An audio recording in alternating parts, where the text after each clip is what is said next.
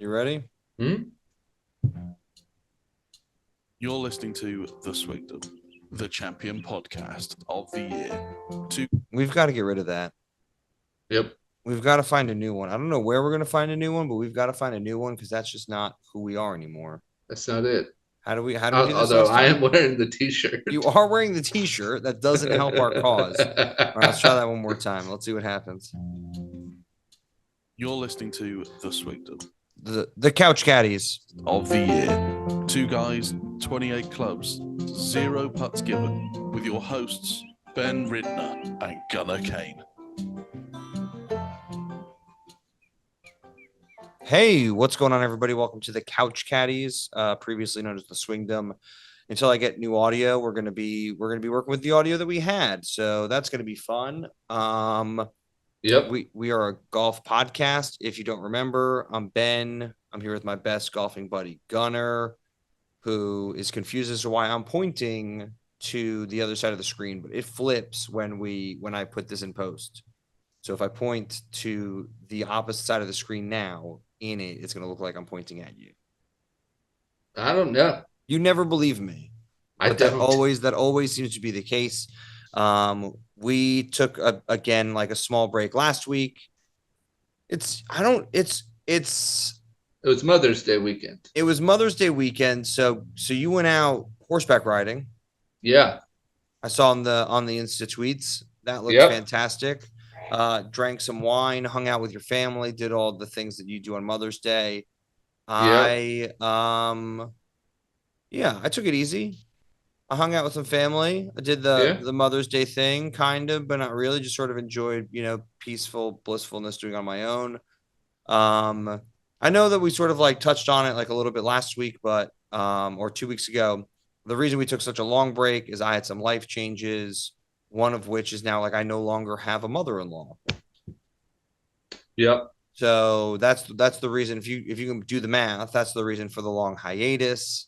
I'm kind of in like a different space. This is my apartment now. I've got a phonograph, so that's nice. It's like if it was a charger, like one of those wireless phone chargers, that would make total sense. So it's the one you get from you sit your iPhone in it and it just like resonates the sound through it louder and softer. So it's not even like a real. I need to get a real phonograph. I'm not doing that. That's not happening. It's not. I refuse. You can't make me. You'd have to crank it. Yeah. You'd have to. I think another reason be that great. The easiest reason to say we weren't here last week is because it was the AT&T Byron Nelson, which used to be a big deal. Yep. It's now no longer a designated, and I'm doing air quotes. Number one, come up with a better name than designated events. Because they're all on the schedule, right? It just sounds like if you get a schedule, they're there, right? There's all like an events asterisk. Are there. Yeah, they're all there. They're all designated and on, but it's like they're designated as being for the best players and they make the most money. But in reality, like what I don't like do make it better, be better, make it better. What could let's come up with some names. Yeah, I just don't understand. Like, and I'm not, and the other thing I want to say before we sort of get into all of this, and then we're going to get right back to the names, is if you listened 2 weeks ago, that like we're not proponents of like the Saudi government when we talked about LIV or anything like that. It's just that oh baby, but I am a LIV Tour fan. But I'm a LIV Tour fan, and I think that's okay. Like super pumped to see the LIV Tour players out there doing well. Like it seems like the schedule suits them more. We're going to get more into this when it comes to the PGA. But what I really want to say regarding that is like we don't support the Saudi government. Like we don't, we're not out here saying like, oh, like sports washing or anything is okay. Like whatever that means, like whatever you can figure that out as meaning.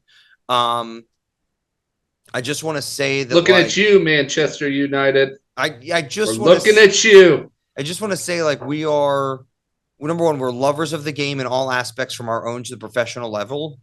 And secondly, like we've always had disdain for the PGA Tour. Oh yeah. Like we've always had like a chip on our shoulder about like how cushy like these top guys have had it. And so for now, like for them to now be pretending that like their lives are so much harder, like if Phil won, like Phil Mickelson won. Phil Mickelson got paid $120 million to go and play golf 30 times fewer than he did last year. Yeah. After winning a major. Yeah. Like the craziest. I mean, if there's any outlier in sports, it's like somebody over 50 winning a major in any sport, championship in any sport. And he did it. 50, what was he, 51, 52? 51. Yeah. So it's like he won. He then maybe went 52. I don't know. He went to LIV, and everything he said about the PGA Tour, everything he said came to fruition, which is like, we don't own the rights. The players now have more access to their rights, like to their own videos, things like that. Like they have all this money backed up and they're not really using it to pay the players. Boom. All these designated events show up. All this extra money comes pouring out. Like, you know, I'm looking at what do you think the turn was? Do you think it was Cam Smith? You think it was Cam Smith going and they were like, oh shit, the young guys are going now? I think he was he had just won the British Open. Right. Like he had just won everybody's sort of like, oh, like who cares what Chase Koepka's doing? Oh, who cares what like Mito Petoria's doing? Like, oh, like, Joaquin Neiman, like, I mean, he was one of the top 10, top 15, like sort of young guys, like, like trying to get out there, trying to do it the right way. So it's not like some weird vibrations. So yeah, so it's not like, for me, it's not necessarily about, like, I think they just saw the younger generation sort of being swept away. Like some of the guys like skipped college, some of the guys just sort of made their own destination LIV tour. And yeah, I think Cam Newton was probably the biggest awakening, because before that it was like, oh, these guys are washed up. Like, what could they possibly do? Like, oh, Brooks Koepka's injured. Dustin Johnson can't win another major if he tried. Phil Mickelson is this is a money grab instead of going to the Champions Tour. Full time, because he was already on the Champions Tour. Yeah, full time. The South American guys, like, just kind of making a grab for money because like they were having a hard time like breaking through. And then it was all the older European guys as well. Ian Poulter, Padraig Harrington. Yeah. All these guys, you're kind of like, oh, they're not really going to ever like do anything again on the PGA Tour. Let them go. And then I think Cam Smith was a big turning point. And I think it was basic. I mean, it's like, how do you say no to the number one golfer from your country of a generation? Like Greg Norman probably was just like, this is gonna be amazing. Right. Like, this is going to be the best. Like, don't miss out on it. But I just want to say, we always have a chip on our shoulder about the PGA Tour. Like, we believe in the conspiracy theories. Like, I don't ever believe that Jay Monahan is coming out there and batting 1,000 on telling us the truth, because it's just not the case. Jay Monahan's a liar. Okay. All right. Point taken. I think that's what we're getting at here. It's, what I mean? He's an astute businessman. I think this is the thing that like that I found the strangest about the whole situation is like Jay Monahan, like every commissioner in every other sport is for the owners. Like the commissioner is like is the spokesperson for the owners. Like Goodall, not Jane Goodall. Yeah, Jane Goodall was not for the owners. Not for the NFL. Did not give two shits about the NFL.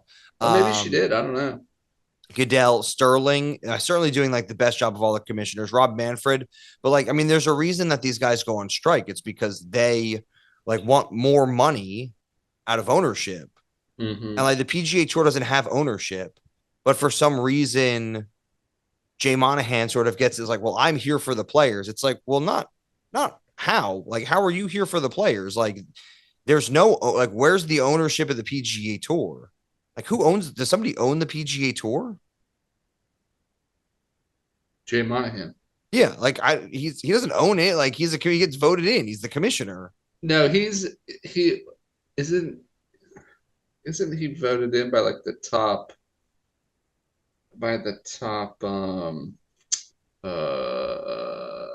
give me the word, Ben.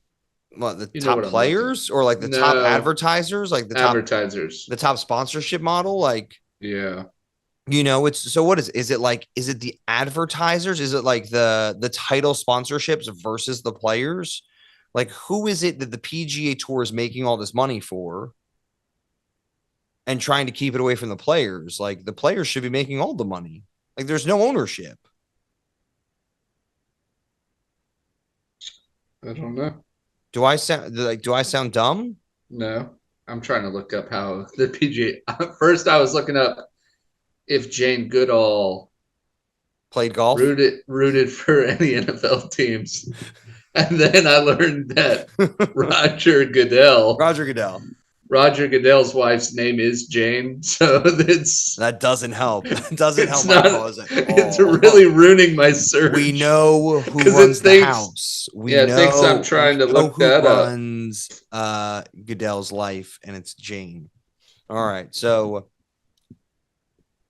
having like a hard time with my mic right now. I'm getting like this buzzing. I'm gonna have to take out and post because my whole apartment vibrating. Like, what's happening? I can't hear anything. Okay, good. Then it's just in my headset. Oh, by the board. Yeah, who's on the board of the PGA Tour? PGA Tour board. And do they make money? How much do they get paid? Who owns the PGA Tour? Found it. Yeah, let's see.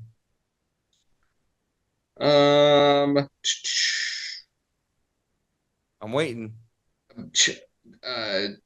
Ed Harley, Jimmy Dunn, Mark Flattery. That's the board. Yeah, that's the board. That's the board of the PGA Tour. That's who owns it. It's ran by a board. Wow, that's insane. So somebody like, okay, I guess, but that board must change. That's what I don't understand. Any business like the board doesn't. And 4 player directors. Yeah, so it doesn't make sense that like the PGA gets to keep all this money and not just divert it directly to the players. I don't know, because your boy Rory is one of the player directors to the board. Yeah.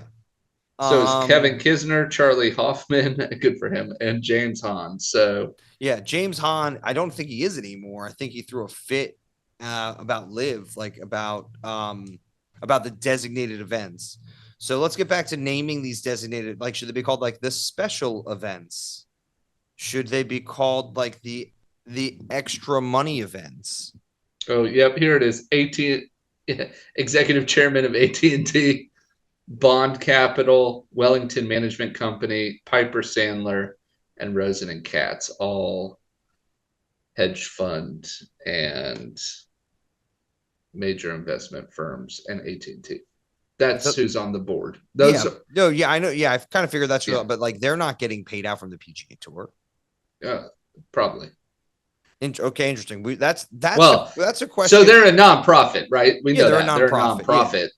But are they? How much does Jay Monahan make a year for being a nonprofit? I mean, they found $1 billion, right? So are they a nonprofit? Exactly. Because it sounds to me like they profited, because a nonprofit has to zero out. You know what I mean? Yeah, I'm sure they zero out however it is they need to zero out, but it's like it doesn't. Okay, let's get off this because I'm gonna deep dive it this week. I'm gonna deep dive if that money just sits in a war chest, that's one thing. Like it doesn't make any sense to me. It really doesn't. Like I'm gonna try my best to figure this out. But like it can't. It's not supposed to. No, of course not. But it did. Like the PGA Tour is claiming it was 400 million, not 800 million, like Phil said. And a lot of I'm listening to some podcasts and they're like, oh yeah, well, like we proved our point because they only had 400 million. It's like, what are you doing with 400 million? Like you've got if you've got $400 million, like add it. Number one, throw money at the LPGA Tour like it's going out of style. No, Ben, they found $1 billion. They didn't find 400 million. They didn't find 800 million. They found $1 billion. They said, oh, wait, we can't give this much money away. oh, we only found 400 million. You know what they did? Yeah, I know. They found $1 billion. Exactly. So let's get off this. And how do you miscount? How do you miscount? And then you go, oh, I found $1 billion. Oh, our bad. That was a calculating error. It was 400 million. This is our no, they didn't. This is the point proven. Like, we just always have a chip on our shoulder when it comes to the PGA Tour. We love the players. We're for the players. It's a clown show, bro. If we are the guys that if the PGA Tour had a draft, we would be in the front row booing Jay Monahan every time he came on like stage. Roger Goodell. There you go. Like Sterling, like all of them. Like anytime, you know what I mean? Like the commissioner is the enemy. I wish we had the little bell thing that they do when the pick is in. Exactly. Like and this is what it's like. So Rory McIlroy is working directly with him. I get it. Like I know that LeBron works with Sterling when it comes to a lot of the like community outreach ethics stuff. LeBron James needs to kick rocks.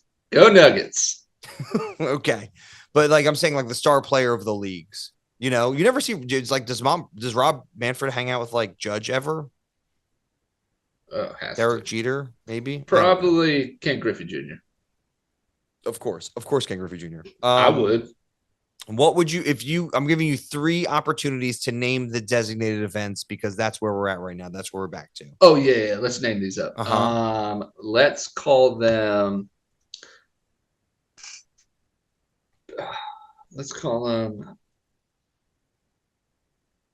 I'm giving power us like matches. Power matches. Okay. Power match. Are they sponsored by Capital One by any chance? No, I think Powerade. Powerade. Okay. Yeah. Instead of designated events, the match. That's what it should be. Capital One. The match. Call them the match. That's all they are. I don't know. I mean, the thing is like designated events is what they sound like on paper in the legal offices back at PGA headquarters. Yeah, but they're only designated to those who qualify. Yeah, but even like, isn't every event technically designated? Like it's a designated. It's a designated. Well, that's PGA what I was saying. If you're on the Corn Ferry Tour, it's on the calendar. You can't. That's what I was saying. You get the calendar. It's like right, and then you pick, and that's what they do. They go, I want to go there. Yeah. Take some time off here. That's what they do, and then they turn it in, and they say, they should call it like a super match. Super match is good. Yeah. How do they call them? Like a Rumble in the Jungle. Because you can't call each. There's 20 of them. Yeah, but you could like come up with a name. You know what I mean? I think you call it like Uber Golf. Oh yeah. Like it's like an Uber event. Oh, how about sponsored by Lyft? Just all bright pink. I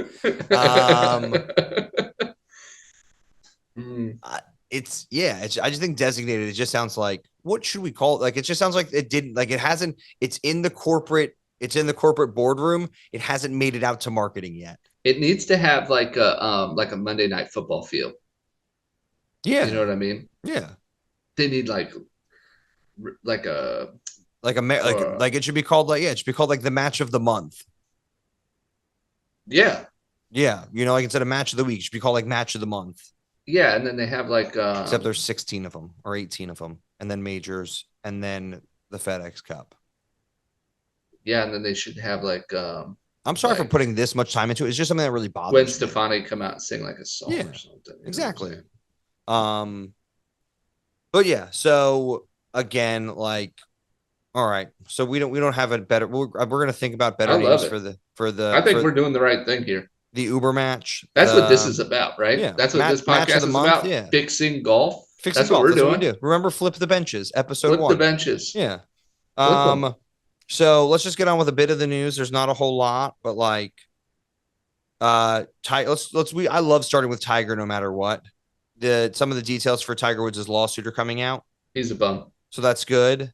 Apparently he started the relationship while she was still working there. So she says it negates some of the NDA. It's conflict of interest. And so I think she's suing for like $30 or $33 million.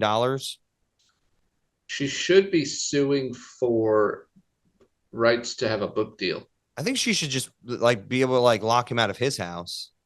Oh yeah, that'd be awesome. Just be like, I just want the house. You just move out. You've got like 4 or 5 of them. If he had taken that live money, that 800 million, he would have he'd just be like, here's 20, go away, please. She should sue for the right to smash his headlights in with golf clubs. On You camera. love that. Like Thanksgiving weekends? Yeah. Yeah, why not? Okay, but the bigger news regarding Tiger Woods, who is A bum. I'm waiting for you to say a bum.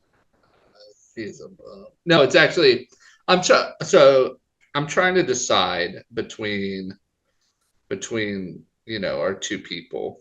Well, biggest story. So you were so mad that he played at the Masters and then withdrew. You were or Tiger, yeah, Tiger. I was, yeah. And I forgot this at the time, but the reason he did that is because if he had to keep his made cuts streak alive there, he has 22. He tied Fred Couples. I don't care.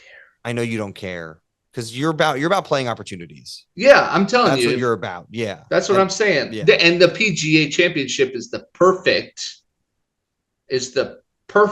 model for playing opportunities. Okay, so Tiger Woods is not going to be playing in the USGA Championship. Good, bye. So he's out. He's not playing in that. That was the big breaking news 10 minutes ago while I was reading a magazine. So that's good. Do you want to talk about the ATT Byron Nelson? If you want. So there's two things about this, and I heard this on another podcast. I'm going to give credit where it's due. Another podcast. I think it's really weird that it's called the ATT Byron Nelson, and yet we don't know anything about Byron Nelson. He's no longer with us. Comparatively to the Arnold Palmer Invitational at Bay Hill or Jack's Place, or I think it's even weirder that there's not a Ben Hogan tournament. That's true. The Hawk, everybody should be thinking about that, but you've got, you've got Tiger has his own tournament. So it's Byron Nelson. They don't really do this sweeping explanation of who Byron Nelson is, even though he has the most wins in a season. I think almost tied by Tiger Woods. Almost tied, yeah. And I think it was after World War II. I think we looked this up. It was during or just after World War II. Not a lot of golf. So it was even crazier that he won all those tournaments. But the AT&T Byron Nelson is not a designated event. So what do you have to say for yourself about it? It sounds like it's for a bunch of losers if it's not designated. Yeah, Scotty Scheffler played, didn't win. No. I think it's just one of these things where you look at the winners. So the last one was Wyndham Clark, right? Yeah. And so the guy who wins the ATT Byron Nelson, my pick, Jason Day out of Australia, is again somebody who he's had a resurgence. Does he have two majors? Just one? Two. Okay, yeah. So he's got a PGA. And does he have two PGAs? Stop asking me riddles. Oh, sorry. I don't know. I'm thinking out loud. Well, think out loud somewhere else, because now I'm trying to. My phone's on fire now, trying to look everything you're saying up. Oh, sorry about that. I'm sorry. My apologies. We should be more prepared for this. I won't be. That's what I said. Then I need to be more prepared for this. God. I will tell you one terrible thing about the So Jason Day wins in a resurgence. He is a major winner, but he's over the hill. So you've got Wyndham Clark, who's a bit old. Adam Scott's in contention again. It's not the hardest course in the world. You know what says the most about it to me? What? He wins at -23. Shredded. Are they not setting the courses up hard? No, I think they are. I think these guys are good. No, I know what I mean? I know these guys are They're good. But what I'm saying is Scotty Scheffler's in it. CT Pan, it's top 5 in this thing. Oh, he has one. I thought for some reason he won the Masters, but he was runner up at the Masters. Yeah. I was he didn't win. I knew he didn't win a Masters. And twice at the U.S. Open. Yeah. That's why I thought he might have had a U.S. Open, but I was that. I knew he had a PGA. I want to say 2017. I love making 15. you do this now. 2015. Yeah, I'm done. I'm not You're looking done. at anything I else. know. I know you're not looking at it. So he wins minus 23, which just is like, yeah, they just set the course on fire.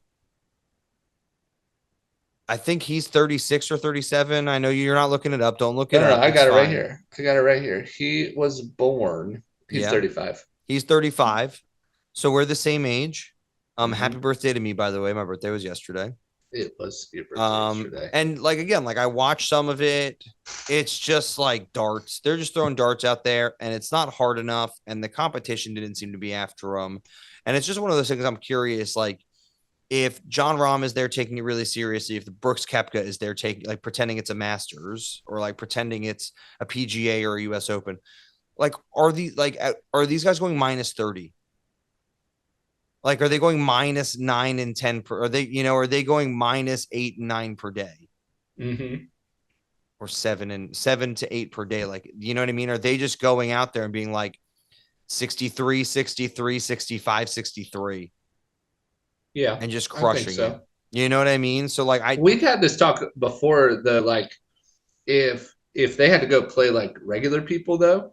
Yeah. You just get out there, you get on a cart, you go hit some balls.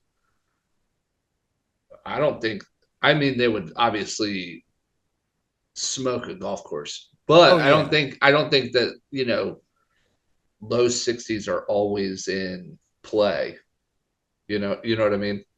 No, We've talked about that before. For these guys, it seems like it is. Like he's gone minus 23 over 4 days. Yeah, but he also plays the course 2 times beforehand. He's played it before. Yeah, he's got a caddy. Yeah, he knows the course. He's got 4 caddies. He's got crowds. He's got all this stuff. Stuff's perfectly manicured. That's what I'm saying. Like, yeah. That's the cushiness that the PGA Tour players get. Yeah, no, I totally get that. Yeah, I get that. I totally get that. So yeah, I mean, look, I should be better about knowing what's going on about the AT&T Byron Nelson. It's not designated. The purse was around $10 million. Like Jason Day goes home with 2.5-3 million. Like I want to be obsessive about golf again, and the PGA Tour has taken that away from me. Yeah. Oh yeah. Because it's not like what they're basically saying is like, okay, we've got these designated events and 1 through 20 are going to be there and grinding hard and doing it. Well, number one, that's not true. Right. Because in the last 2 majors, half of the last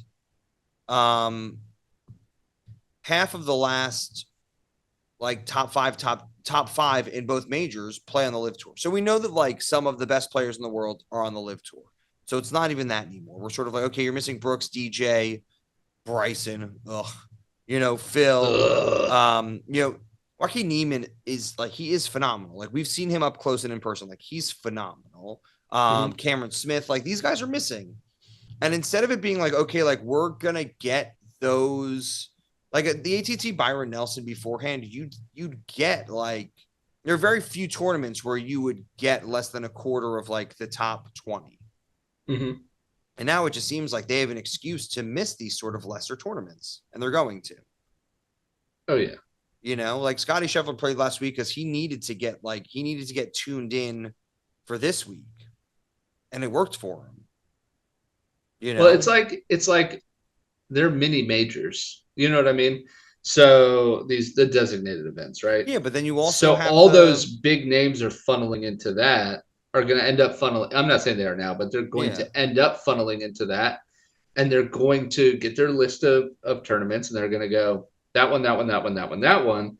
And then we're going to get stuff like the AT&T Byron Nelson. And it's going to be like, oh, well, this used to be somewhere where, or the Greenbrier. Remember the Greenbrier? That was awesome. Yeah, I remember the Greenbrier. Like, I mean, well, this is how I feel about like, I remember the AT&T Byron Nelson when it was like the Texas shootout. Yeah, the Texas shootout, right? You know what I mean? Or Valspar, Yeah, and it was like the John Deere Classic, and like for me, it was like you knew Spieth was going to show up, like Scheffler was going to show up. Yeah, right. That's what I'm saying. Like you were getting that Texas turn, instead of it being the Florida swing, I call it the Texas turn because I like alliteration. But like you do the 2 or 3 tournaments in Texas before and all I just feel like in the last 5 years, like between even like the way they now have like moved all the majors around, like the Players is in April, there's like frost delays. Like it just there was a frost delay at the PGA. At the PGA, yeah, that's insane. It's insane. They're wearing fuzzy hats up in Rochester. Yeah, because it's 30 degrees. Yeah. Oh, this is something we haven't discussed yet. And like, let's get, so the ATT Byron Nelson, Jason Day wins. Yeah. It's in Texas. It's not designated. Good job, us.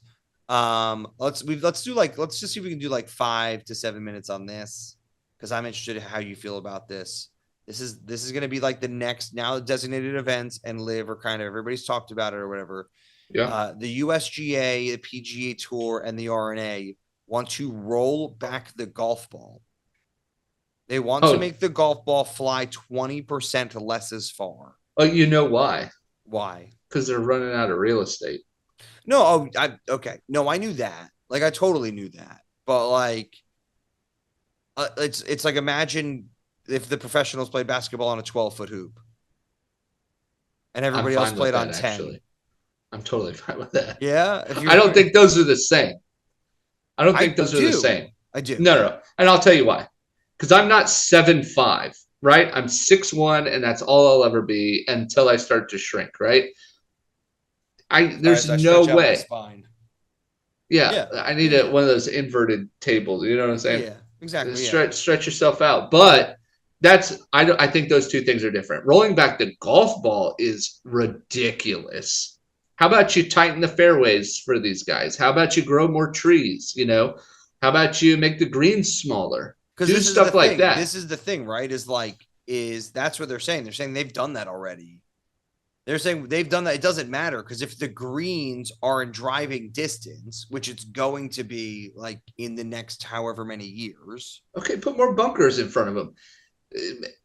You can make golf harder without changing the equipment stuff. You know what I mean? No, but what they're basically saying is like according to data over the last like 50 years, right? Like the golf courses have gotten longer.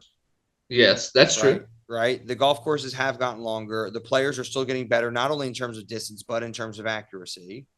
And on top of that, like you're right, like they're running out of real estate, which is fine. But this is why we watch them, because they got so good. You know what my solution is? What? Build, like get rid of the old courses and go and build PGA Tour stadiums. Grove 23, play there. Well, I mean, I don't even know if that's not possible, but you know what I mean? Like go out to Kansas and have a buy putt turnement for all I care. And buy a million acres and like, you know what I mean? Like there are places around here where it's like, oh, well, we want to like, it's got the legacy and stuff like that. It's like, that's fine. But it's like, it's like, there's a reason that like the, college gyms get bigger every year. There's a reason that like basketball arenas, and it's not like it's because of the size of the fan base. Yeah. And like, I know that the court doesn't get any bigger.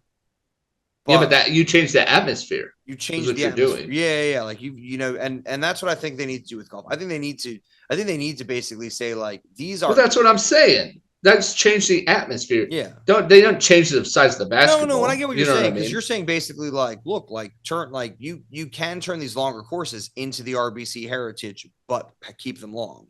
Yeah. So like I have the option to adjust the size. I'm going to stick with the basketball analogy, but I have the option to change the size of my hoop, right? I do. Or the you like dunking on an 8-foot hoop. Yes, because it makes me feel like I can dunk. I can't, I can touch the rim, but I can't. When the hoop's dunk. 8 foot, you can dunk. Yeah, easy. Those little Tykes nets have nothing on me. Crush them. Exactly. No, I've broken so many of them. I got the one on the back of my door. I just hang from it. That's right. But if you change the ball, that ball comes out to market, and guess who else loses 20%? Well, that's the thing. It would be different. That's what they would say. Is they're not. This is well. Then how do you compare your? How does that work then? So when do they give you the new ball? When you go to the tour? And then all of a sudden, all this stuff you're used to, it just changes. Exactly. You go to Corn Ferry, what's 10% less? Yeah. You playing in college, so do the college players? I mean, so you want to know what my biggest issue with it is? You can't beat a D3 college player, and a D3 college player cannot beat a D1, and a D1 cannot beat a scratch, and a scratch cannot beat a pro. You know what I'm saying? Yeah. And these are, I'm just generalizing here. No, I totally just to use it as an example. Yeah, so no, I mean, for me, it's the biggest difference is. Sorry, not the biggest difference. My biggest issue with it is that you actually tighten the field. Yeah. Like you unfairly tighten the field. Oh yeah, you get Bryson if he was eligible to play. You get Rory. I mean, right? Like if it's 20% and Bryson's hitting it 330, he's losing 66 yards. Right? Right. And let's say Webb Simpson is out there. I'm sorry, that's probably a bad analogy. I'm trying to think like who doesn't hit it long. They all hit it so long now. It's hard. It's like Bryson. Oh, they hit it crazy long. Yeah. So let's just say Webb Simpson, because I can't really think of anybody else. He's not really part of this. That's not really, I'm not like taking aim at anybody. We can say Colin Morikawa. Right. Let's say Colin Morikawa is driving it 280. Right. Which is probably not true. So let's not stick to that number. But say he's driving it 280. Right. And he loses 20%. Right. He's only losing 56 yards. He's gaining 10 yards on Bryson off the tee. Which I think it's not just like, okay, we're going to dial it back for everybody. I think it also like gives the guys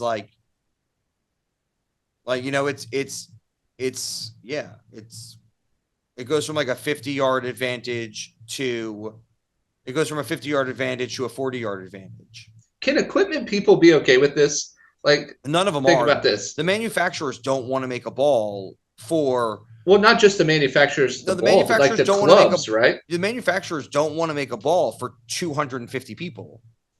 Right. Like, who wants to do all the R&D? Bridgestone doesn't want to do it. Callaway, Titleist, Wilson, none of them want to do the R&D for a golf ball that flies 20% less than 250 that they're going to have to give to 250 people for free.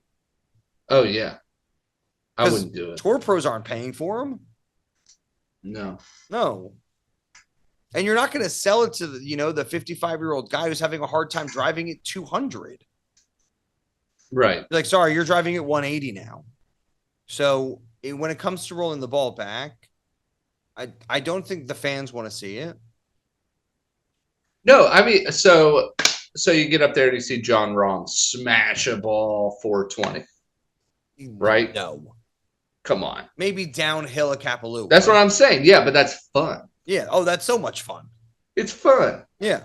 Driving a par 4, honestly. I mean, how often do they do it? They do it once every 3 tournaments. Once in a while. Yeah. I mean, my favorite is still Bryson trying to take on the lake at Bay Hill. I think it's like 16. And he does it. And he just is like throwing his hands up in the air like, muscles. It's entertainment. It's Let us have it. Yeah, I mean, it's like go get Gil Hanse, get Greg Norman, get Tiger Woods, go design. They're gonna go get Greg Norman. Exactly. Go get Jack Nicklaus and go and design some 9,000-yard courses. Yeah, like go do it. Yeah. It's okay. Like it's just do it. It doesn't bother me. Like you also I actually kind of like this idea. I like this idea that you go to one place and there's 15 golf courses and they're all monstrous and the tour just runs. They can still have. Oh, that's where they could do all their designated events. Yeah, and show you how good Rory McIlroy is. Yeah. But it's like I'm not saying Rory McIlroy's bad. I'm saying he's a loudmouth. If the PGA Tour is a nonprofit organization, correct? Yeah. And you donate 300 acres of land to them. Oh my God. It's a write-off. Could you imagine? Like, why don't these billionaires just donate the land to the PGA Tour? Oh, just they're not paying taxes anyways, and they could legitimately not pay taxes. You know what I mean? Oh, like I don't understand. You know what I mean? Like it's like I don't understand. I don't understand what like go out and design 10,000-yard courses. Just go out and do it, and then be like, oh well, 7,500 yards is too short. Be like, well, go to 8,000. We've got 2,500 yards in the bank. Like, yeah, right. Do it. Like, oh, sorry, it's a 330-yard carry to the fairway. But it could be set up that way, right? They could say with fringe, you know what I mean? They could have fringe yardage on these things. Yeah. And they could be like, oh well, they could never say we don't have enough space. They just say, it's America. Well, there's so much space. What they're saying right now is that the courses were designed for 6,700 yards. They've squeezed in the other 800 yards to get to 7,500. And trust us, we know they've squeezed them in. Like it's 230-yard par threes that like are in other fairways almost. You know what I'd love to see? I'd love to see OB running between two holes. Parallel holes. They did that. They did it at the PGA Championship. I think it was I just want to see 7. It everywhere. You just want to see it everywhere? Everywhere. Because we got to do it. Yeah, I mean, you're so right. I mean, it's one of those things where it's like the PGA Tour is so different from everyday golf, and I do understand that. How about this? How about in the fall they don't get rid of the leaves? That'll make it harder. Yeah. Just let the leaves lay there. Find your ball. Good luck. Oh, did you? I think it was Friday. Brooks refused to putt until they got leaf blowers out on the green to get all the little flowery things off the green for him. This is what I'm talking about. Yeah. Go pick it up. Lose all your focus. Go pick them up one by one where you think you're gonna putt. Yeah. And then it not even be the right line. Just get on your hands and knees and just like blow a trail. Just get on your hands and knees, just like blow a little trail for you. This is what I'm saying. Like it's too cushy. It's so cushy. This is another example. It is. It's okay. I mean, everything's free for them. They just get whatever they want. And for me, it's none of the manufacturers want to differentiate. I mean, it's imagine that an NFL football was different than a football you can buy at Dick's Sporting Goods. Right. Well, so I don't know that football. I don't know that anything other than golf is truly comparable because the only one is that I've been thinking about it is baseball. Like baseball would be. Imagine if that rubber baseball you like play when you're with a kid, like with T-ball, yeah, the T-ball baseball. Imagine if they used those in the pros and like played with No, actually, so they would go nowhere. No, they actually do this. I'm sorry, it's one place. Imagine if MLB players. I don't know why I didn't write this down. I'm so stupid. Imagine if MLB players could use aluminum bats. Oh yeah, actually, that's a better comparison. People would die. Oh yeah, like people would states away. The ball would go so far. Yeah. Could you absurd. imagine the home run derby with aluminum bats? Aluminum bats. That's what they should do. That would be awesome. And then you'd have to have like special baseball insurance if you lived around the stadium, but they would have to make the stadiums an extra they could only do the home run derby in an enclosed stadium in a dome. Yeah. I remember there's it's Bryce Harper, right? Like I want that. It's like Bryce Harper in high school crushes it like 500 and something feet, like in a dome with an aluminum bat. It's I mean, so that's what it is. So, and I kind of get that. That is good. I like that one. But basketball, football, and soccer, the ball grows with them. Yeah, they have done this also in golf. Like they limit the size of the club head. You know what they should do? Yeah, that's true. They do. You know what they should do? Make them play with like max flies. That's top flight. That's the same. Yeah. Here's a rock. Play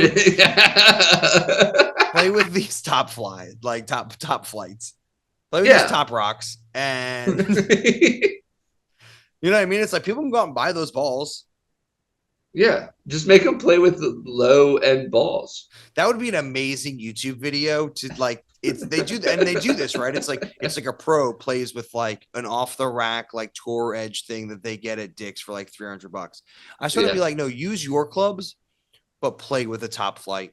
Because they're always still using like a Pro V. You know what I'm saying to do that. Yeah. No spin. It doesn't go anywhere. The core's off balance. Everything sucks about it. But damn it, it costs $8 a box, and and that's the thing. I still don't know how we're not that good, anyways. I don't know how they're going to do it. I don't. The manufacturer. I think the manufacturer. I don't think they refuse to do it. They'll say no. Yeah. So that's hopefully. fun. I hope so. I hope they say no. So we've been talking for like almost an hour already. We've yet to get to the PGA Championship. Okay, top 2 stories out of the PGA Championship. All right, hit me with them. I think for me it's a tie, but no. You want second to best story or best story? It's not a tie. So we'll save the best for last. So Michael Block. Holy smokes, dude. Greatest. Don't get me started on this. The greatest PGA teaching pro on the face of this earth. He's not a teaching pro. Dude, he is awesome. He's not a teaching pro. He's a PGA professional. No, he's not. Yes, he is. He has to be there. He teaches like 1 or 2 lessons a week. He's at Mission Viejo. I did a lot of research on this guy because he's a PGA pro. Nuts. He's played. He's awesome. He's played on tour in 20 events. He's played in 2 USGA championships. And this is his 5th PGA championship. Bro, he's a regular guy. He's played in 7 majors. Hey, listen. He's played in 7. You can't be like, I'm a teaching pro and I played in 7 majors. Blow your hot air while I look this other guy up. Okay, you look it up because this drives me nuts. I'm not looking at Michael Block. He played phenomenally. He's amazing. Which is amazing. I basically said he played with Rory on Sunday, and I was like, if he beats Rory, Rory has to quit and become a teaching pro. He's got to go back to Hollywood Island. It was so close. It was so close. And being and the other thing that I didn't like is like he milked this. He's 42 years old. It's 8 years, and then he's going to be a regular on the Champions Tour. He's already gotten a special exemption to next week's event. Yeah. I think he gets exemption into the USGA, the US Open. I'm sorry. If you don't know this, I call the US Open the USGA Championship because it's not open. Weird. It's not weird open. It is open. No. Yes, it is. Anybody can try and qualify. Anybody. You have to be a 4 handicap. Anybody can become a 4 handicap, and then it's basically a testament to this, Ben. It's just I can try and qualify. I will never make it. I would love to see you. I will caddy for you. Did you see that guy who lost his fantasy football and had to play in a USGA he shot 110. qualifier? He shot like 123. Yeah. I hate that guy. A lot better than our friend Chris Sanger out of New York, a real teaching pro, as you would put it, shot a 165. What? Yeah, through 2 days, shot a 165. Oh my god! Dead last. I thought so. He was 25 over through. I mean, my favorite still is the picture of Justin Thomas putting with his 60 degree with a backwards hat on, done. which I did today. I played in an outing today. I did that today. I was so you're just like he's plus 10 because you don't even want to get your putter. You're so mad. Now, did he break his putter? I missed how that happened. No, he didn't miss. He just said, "Screw it, I'm not getting it." He was plus 10 on mad. Sunday. He was. I respect that. Man of the people. It. Yeah. Man of the people. Like we've all done that. I mean, the other viral video is Jordan Spieth just like having an inner conniption. Just like he's on a par 3, hits his iron off. I think it's 15. Iron offline. He's just like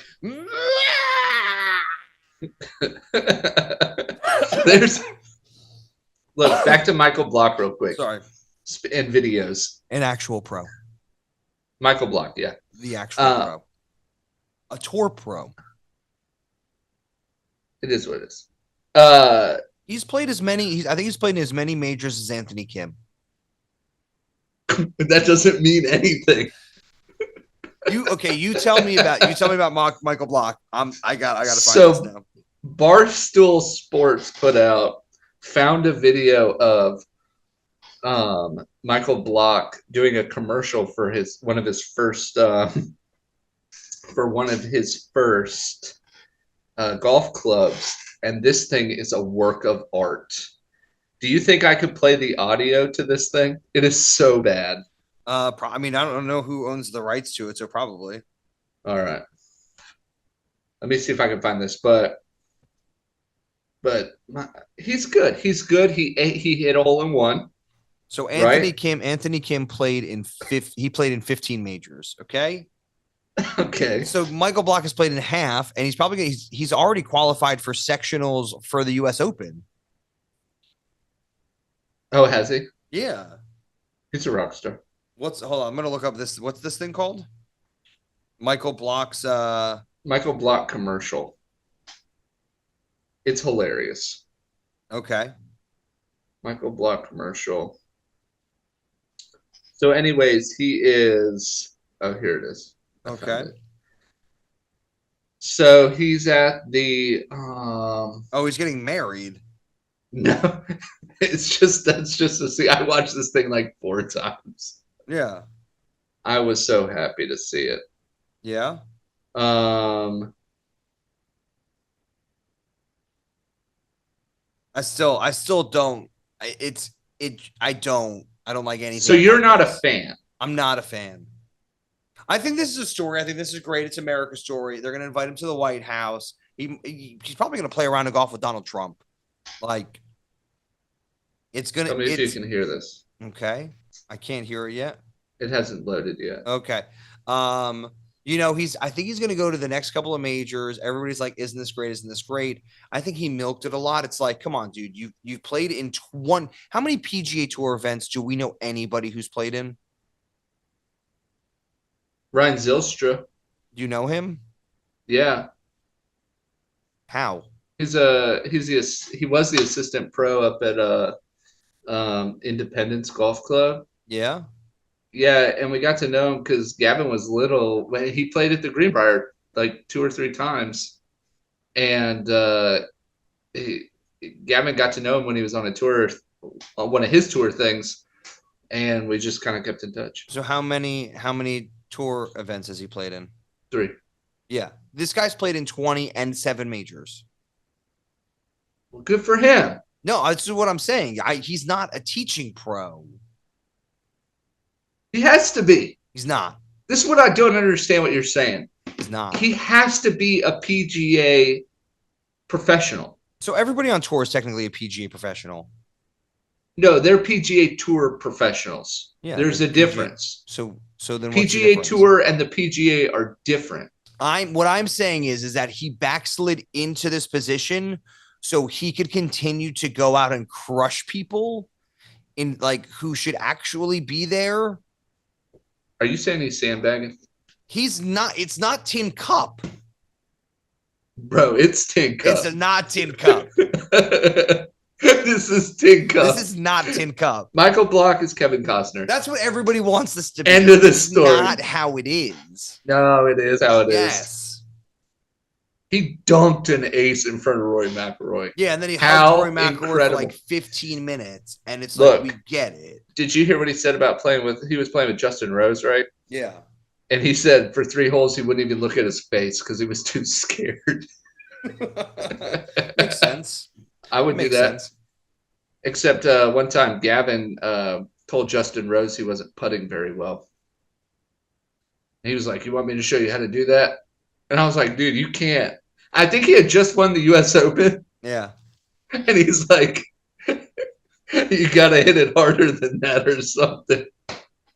Did he get out there and putt?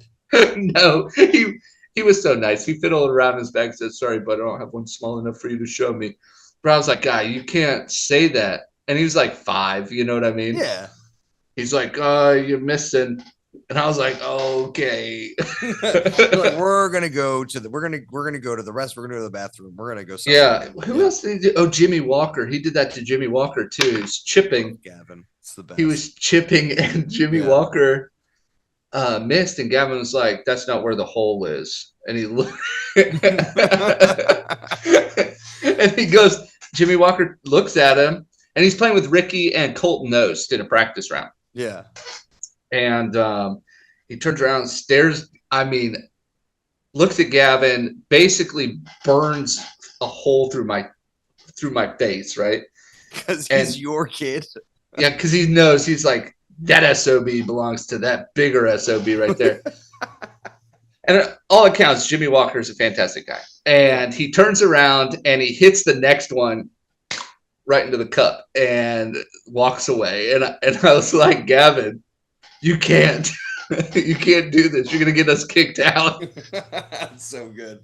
Okay. So Michael Block, you were going to, there's no commercial. If you want to find the commercial online. I can't pull it up. It's okay. I don't really want to see it anyway. Hilarious.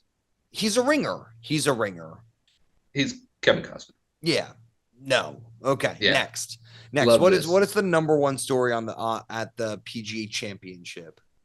Okay. The LIV Golf Tour is so vindicated right now. Is that what you're going with? Yeah. I knew they were vindicated after the Masters, but the Masters was great. I want to hear your take. What are you gonna, especially, and I've got a side story that you probably saw, but with the Ryder Cup things going on, you know what I'm saying? Because there's all this grandstanding over the Ryder Cup. So good. Okay. You can't tell me that Brooks Koepka doesn't come out, wins another major, 5 majors. 5 majors. Only 20 people have won 5 majors. Yeah. Okay. 5 majors. Now, granted, 4 of them are in New York. This is a question for you. Yeah. Just briefly. Has he surpassed Rory? Yeah. Rory has 2 FedEx Cups. That's cool. And more tour wins. That's cool. He's surpassed Rory. Yeah. Okay, good. I was just making sure we're on the same page about that. I have a question. Sure we're on the same page. Okay. Do you think that with him being on because I think this is a fair argument, 5 majors, Hall of Fame. I think that's 4. a fair. I think he was, the way he won back to back, I think he was already in. He's won 5 majors in 6 years. Yeah, with 2 years off. And he just came off a knee surgery. Yeah, and playing for the LIV Tour. And he's playing 3 days a week, you know what I mean? He's only playing 54 holes. So that's not real golf. They're not getting their practice. This is what I don't understand, right? It's like, I love this. I was listening to a podcast today. Am I allowed to say their names? Am I allowed to like blast them? Who cares? Oh, yeah. Nobody listens to us anyway, right? Yeah, nobody listens to us. But yes, we just don't give ad space to, that's why we don't have ads, to people who don't give us money. But no. We do give credit where credit is due. Yeah, so Mark Immelman says... Oh, my God. Yeah, exactly. He's Trevor Immelman's brother. So I think he won on tour. I don't even think once. So. Maybe. Once or twice. Yeah, his brother won a Masters. Mark hasn't. And so Mark is talking and he goes, well, this is why we play 72 holes. And, it's why we play 72 holes. It's so we can distinguish who the best golfer is. Is that why? Is that why? So for me, it's like, well, what's really the difference between 54 and 72 holes other than 18 holes? Does that? Really I thought golfers just like to have long weekends. And then it's like, why don't they play 180 holes? Why don't they play 18 like we do? No, it's like, well, right. You know what I mean? No, and then I was thinking, I was like, okay, I'm actually going to do the math, right? Like, what if? Hold on, 90 is 5 rounds, correct? Like, let's add 2. So that's another 36. That's 126, right? Yeah. If you want to win the NBA, NHL championship or the World Series, it's best of 7. Why aren't these guys doing 7 rounds? Because they're bums. Major championships should be 7 rounds. That's how you distinguish the best player from the rest of the field. 128 holes. Could you imagine 1 week of the Masters? I'm sorry, 126 holes. Yeah, imagine. The thing is, you're watching the Masters for a week anyway. Why not make a tournament play? Right. Oh, that would be like you are like Monday. They're dressing it up. You've got Golf Channel from the Masters. You've got ESPN at the Masters. Moment of silence, just for everybody to think about how great that would be.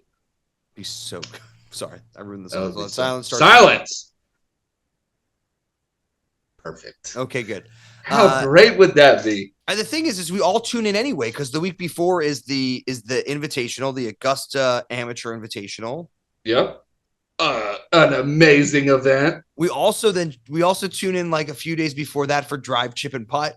Yep. You basically tune into Augusta for 10 Then days you watch anyway. the par 3 contest. Yeah, why not? Yeah, just do the whole thing. You watch the part. You watch practice. You watch from the range on Tuesday. You watch. That's true. You watch the par 3 on Wednesday. That's because you've been itching for a year to see the course. So you're like, I'll look at the driving range for 4 hours. I don't care. The thing is they're out there playing 7 days anyway. You might as well televise count the scores and then have the best player win. Yeah. Right, that's why we play 4 rounds. I mean, and this is going to sound like I don't want this to sound as bad as it's probably going to sound. And the only reason I'm saying this is because I think that there should be an LPGA Masters. I think there should be a ladies Masters. Absolutely. So I don't care if you push out the amateur women's championship out of Augusta. Oh, they're not playing it out of they're playing the last day, right? But that's not 4 days. No, it's like a day and a half. Yeah, and the Champions Tour doesn't play 4 days. The Champions Tour doesn't play there. But I'm saying they don't play 4 days. Oh no, they only play 54 holes. They only play 54, so you're telling me that Ernie Els is garbage and not worth it. OWGR doesn't count. Like, what is that? It doesn't make any sense. But what I'm saying, what I basically wanted to say is like, it's the number of 72 is totally arbitrary. Like, it could be 126 or 128 or 126, or it could be 54. Like, it's not like there in the minor tournaments, you're going to get rain delays. You're going to have 54 hole tournaments. Mm-hmm. Like it drives me nuts. So yeah, so the LIV vindication for me happened to the Masters when 3 of the top 5 players were from LIV. For me, it's not about like these guys spend most of their time practicing, and having practice events, and you know what I mean. It's like these guys are the best in the world, and they can turn up. The guys who go to LIV that don't matter, we know they don't matter, and they shouldn't be in the majors.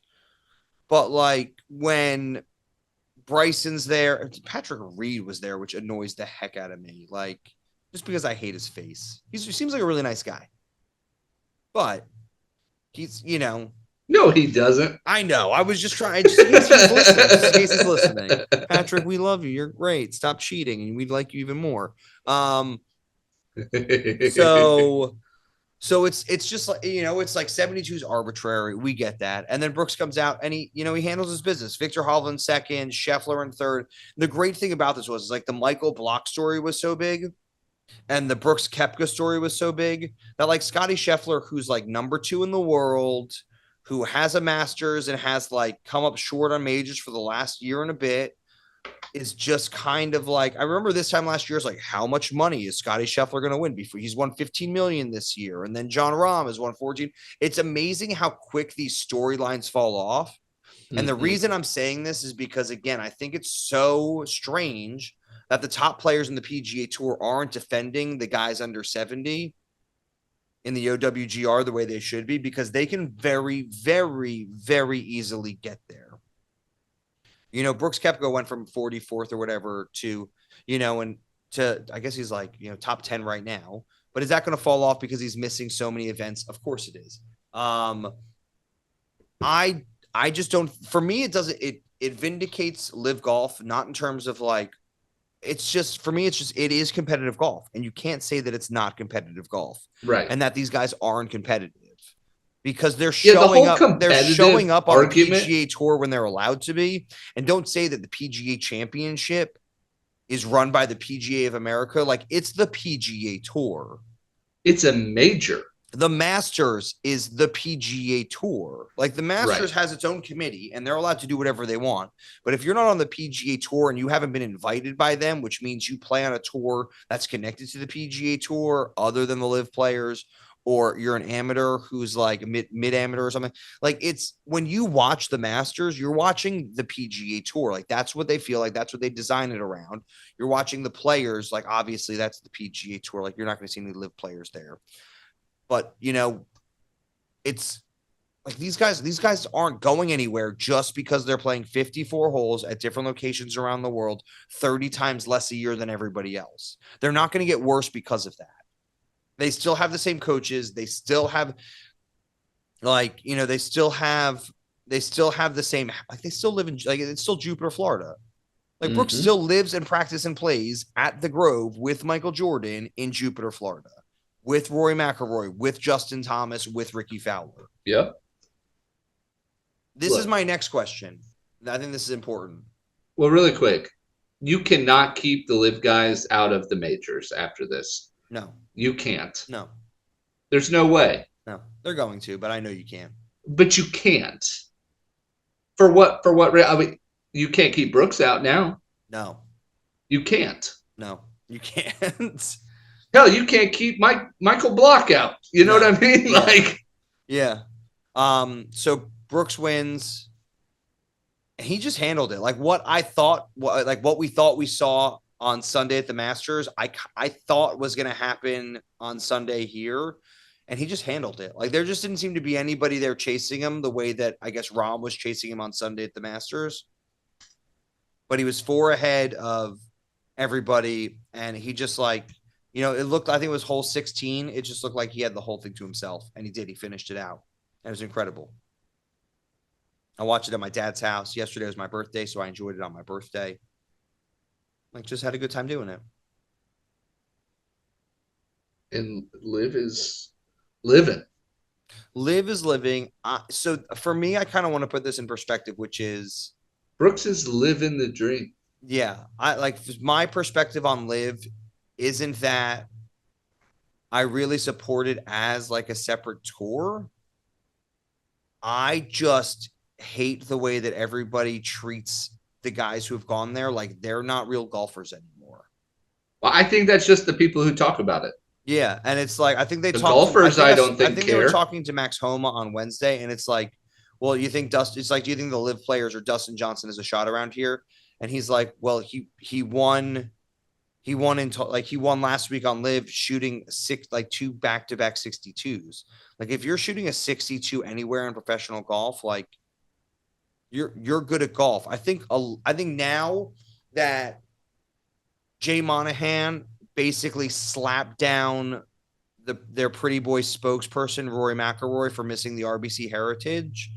I think everybody who thought that they were going to have that extra like special privileged time, I think they realized that like they may have gotten themselves in deeper than they wanted to. I think they may have just like realized that they've now made themselves the official, the official, pony show of golf. These guys have basically come out and said, like, now that you've signed up for these designated events, we own you. And if you don't go, taking away $3 million from Rory McIlroy, that's a win. That's a purse. Mm-hmm. Like that's he now that's crazy. It's not he's like down one and more. I don't even understand that because it's like $3 million. Well, it's not even his purse because he hasn't won a $3 million purse. It's 2 events, and that's his last 2 events. That's what's it's out not the like, window. It's not $100,000, which is like coming in a top 20 or a top 15 at a designated events. Like they took away $3 million from him, and for what? Because he needed a emotional well-being health check after getting destroyed in the Masters again. Like after all he's done for the PGA Tour for the last year, basically literally cussing Phil Mickelson out, calling everybody who's gone to LIV Tour traitors, like saying how important this is to him. He misses the RBC Heritage a week after getting destroyed by Augusta National, and Jay Monahan has no sympathy for him. Which I thought was sort of like, well, you missed one, you missed the second, you know what happens. And I think since then, and if you saw a lot of his pressers this week, like Rory's like, yeah, I'm done talking smack on LIV because I need to focus on my game. But to me, what it says is like, well, Jay Monahan made him take the heat for all this stuff. And then Jay didn't even back him up when he wanted just like a week off and trust me, like RBC Heritage, it's not even close to being a major. It ain't worth playing. It's not even like the Phoenix Open. Like it's not it's not a bomb and gouge course, which is like where Rory is right now. Like, Why go out there for 2 days and get handled again? Right. Yeah. So to take $3 million away from basically Rory playing for 2 days is insanity to me. It's absolute insanity. And Rory should back off. Rory should say, hey man, I'm president. Like, I'm the player on the player advisory board. I've carried the torch for the PGA Tour through all of this. Like, and then you, not only that, but it gets out publicly that you have taken $3 million from me. And that's not chump change to anybody. Like, this is a kid who's like, you know, he didn't have anything growing up. He knows what $3 million is. Like, and I think he felt the burn, and he felt it quickly. And I think everybody on the PGA Tour saw that and are now like, wait a second. What are we getting ourselves into? And I think that's going to be pretty important to see. I also, how long do you think before Brooks tries to get back to the PGA Tour? You think it'll be over under January 1st of 2024? I don't know. I almost think he'll double down. You think so? Yeah. As long as he's allowed to play in the majors? As long as he's allowed to play in the majors, because that's all he cares about. And he's been very open about that. Yeah. He cares about majors, and it shows. Oh, my God. My favorite quote this week is from him, and it's for the Ryder Cup. So Zach Johnson's the Ryder Cup captain, and they're saying basically because of OWGR of LIV, like, they're not going to be in the top 12. So they're not going to get the top 10. So they're not going to get automatically picked. So Brooks kept up. And I do want to deep dive into the Ryder Cup possibilities. Yeah, and we're going next week. We're running out of time here. We've been going for far too long, so I just want to get this out. But Brooks Koepka basically looks right at the camera and he goes, if I go second, first in the majors this year, they can't keep me out. I'm just gonna let my play speak for itself. And I was just like, oh my word, did he just? Did he just? He could have called his shot. Yeah. He did. He just take his bat and point it out to left field like Babe Ruth. Like, everybody's like, oh man, he's this cocky, like, and I believe it. I love that about him, you know, like to have that chip on your shoulder and still go out and be like I own the He does back it up though. Yeah, he does back it up. Yeah, I'm hoping he's able to play like beer pong with Wanamaker trophies when he gets another 9 more. I can't wait for Brooks Koepka to get the career Grand Slam before Rory. So he's got to win a British Open, which it depends on how tight they make it. The great thing about that is he played in the European Tour before he made it to the PGA Tour. So he's got a lot more experience over there than a lot of guys do. Yep. And then he's built for the Masters. Like, I totally know that sounds stupid, but in 2019 when Tiger won, Augusta fits his game. Yeah, like he put in the water on 13. And if Jon Rahm didn't turn on the Jets this year, he would have won the Masters. Oh yeah. No, for me, it's not even the Jets. For me, what it was the weather. If the weather hadn't been as ridiculous as it was, and the time changes hadn't been as ridiculous as it was, I don't know. I didn't see anything that said Brooks fell to the elements. You know what I'm saying? So for me, you know what it was? I think Jon Rahm played through the elements. No, so for me, it was the first hole of the final round. Brooks bogeys, Rahm birdies, and for me, I was like, "That's it. There it is. It is." I was just like, if that's a 2-stroke swing, and it put him. I think. It made him chase all day. Yeah, exactly. It made him, because Koepka was still up. It made Koepka start chasing, which he doesn't do.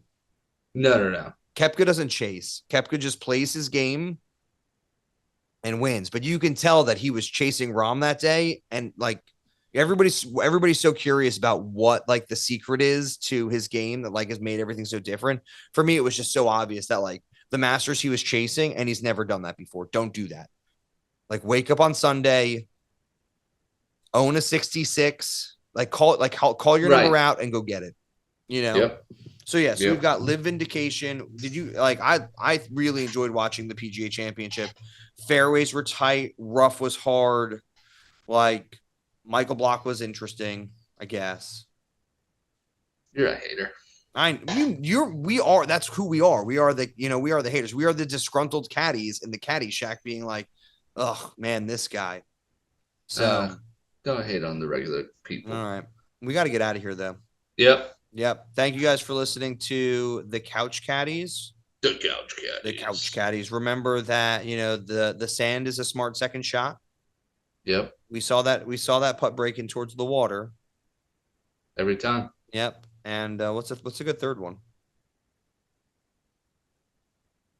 You got to hit it harder than that. Yeah. We'll come up with a better third one. Well, your first two sucked too. How about that? What do you mean? I mean, they weren't great. We got to work on the whole thing. That's the whole thing. All right. Next week, we will be talking about more golf stuff. Golf. All right. See you later, Gunner. Bye. Bye.